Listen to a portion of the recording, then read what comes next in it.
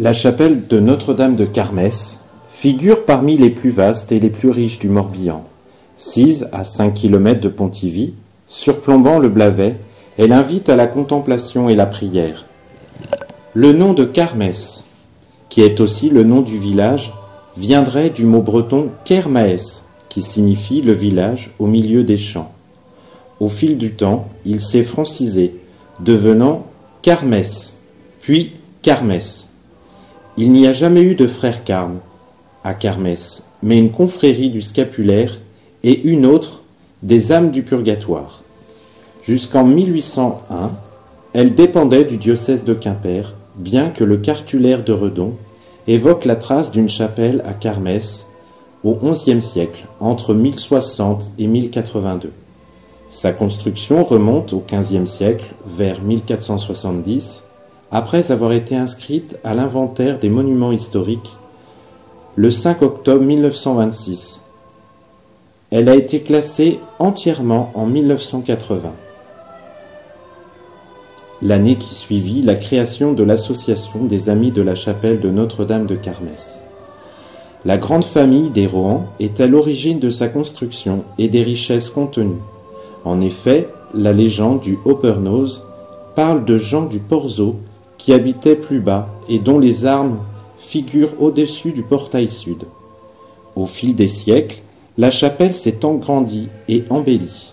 La tour carrée a été construite en 1521. Dans le porche, on y voit, non encore restauré, les 12 apôtres, la statue de Notre-Dame des Fleurs et dans un angle, les 3 macles des Rohan et 6 demi-lunes.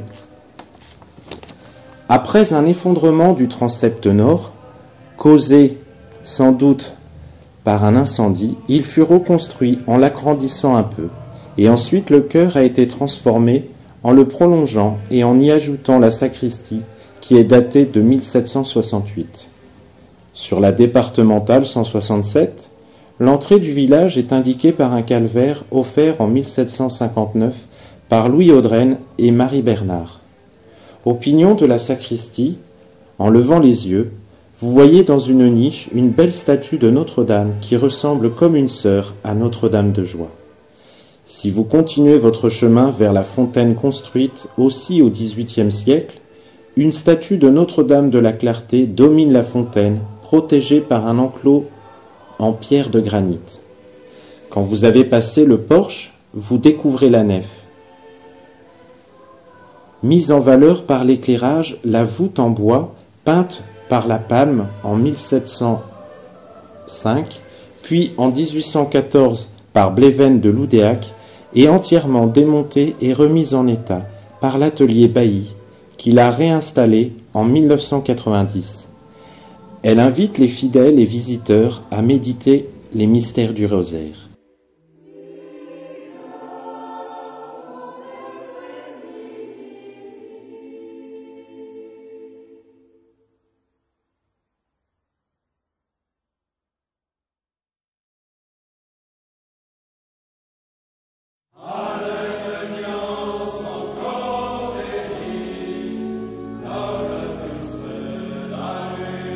Sur les murs, on découvre des fragments de peinture murale, une grande croix face à la chaire à prêcher et une statue de saint Antoine de Padoue à côté du bénitier.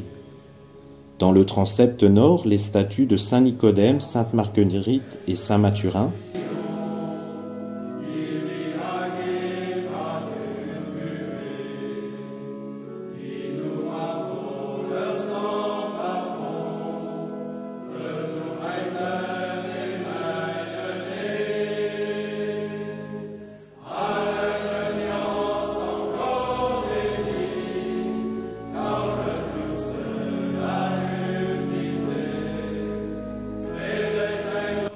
Au-dessus de l'autel restauré, le retable de saint Mathurin guérissant par un exorcisme la princesse Théodora.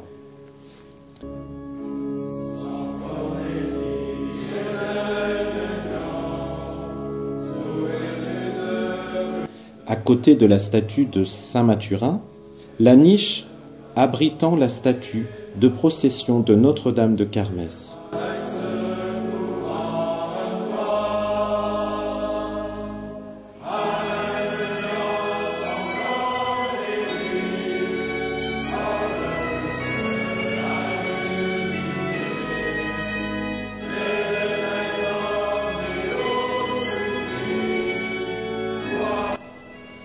Dans le transept sud, au-dessus de l'autel, les peintures murales du XVe siècle ont été découvertes en début 2016 sous le retable de Notre-Dame de la Miséricorde. Restaurée, elle représente l'arrestation de Jésus et sa flagellation. Le retable offert à la chapelle en 1614 a été déplacé à droite. On y voit aussi des restes de peinture murale ainsi que la statue d'un évêque.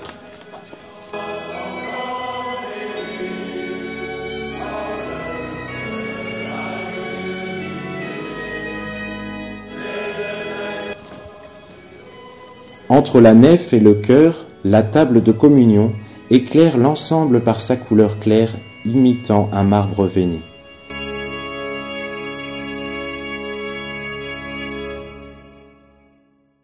Le chœur majestueux, rénové entièrement suite à l'accord du conseil municipal le 6 octobre 2015, les retables, les boiseries, les statues, Notre-Dame de Kermesse, Saint-Étienne et Saint-Laurent, entourent le maître-autel qui a retrouvé ses anges adorateurs.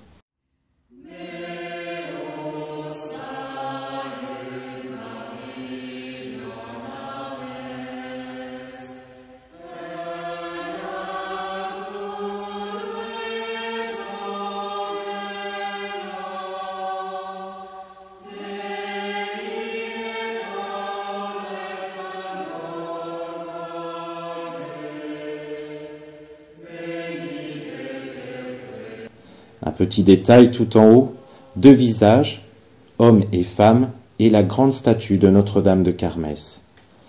Dessous le retable de la donation du scapulaire par la Vierge Marie à Saint-Simon-Stock et à Sainte-Thérèse d'Avila. Ce tableau signé en 1746, Dupont, qui est en réalité Louis Le Corre, un pontivien qui a aussi peint la voûte de l'église Saint-Cornélie. La voûte, dans sa partie lombrie, nous montre à gauche le couronnement de la Vierge Marie, à droite la consécration de la France à la Vierge Marie par le roi Louis XIII, qui fit du 15 août un jour chômé.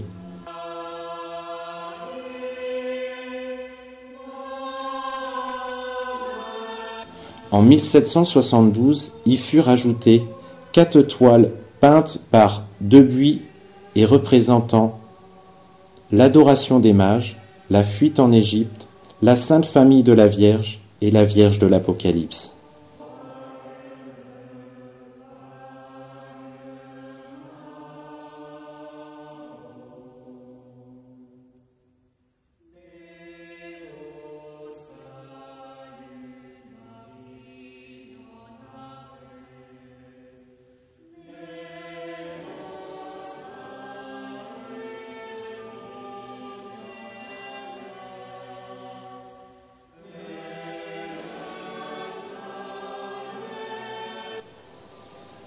Dans la sacristie rénovée, pour les recevoir et accessible par un escalier,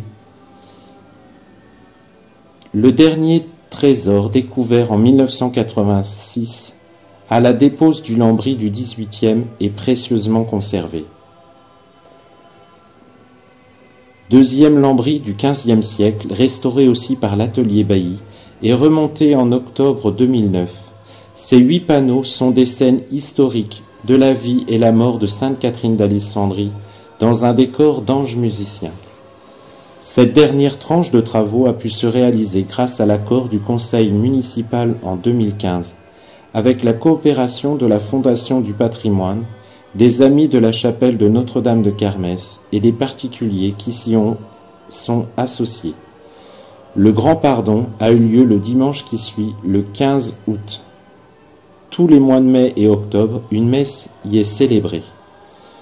2 cantiques bretons y sont spécifiques, Salut Chapelle Caruez et Introt Vot Caruez, et 2 cantiques en français, composés par le père Raphaël Gleuer.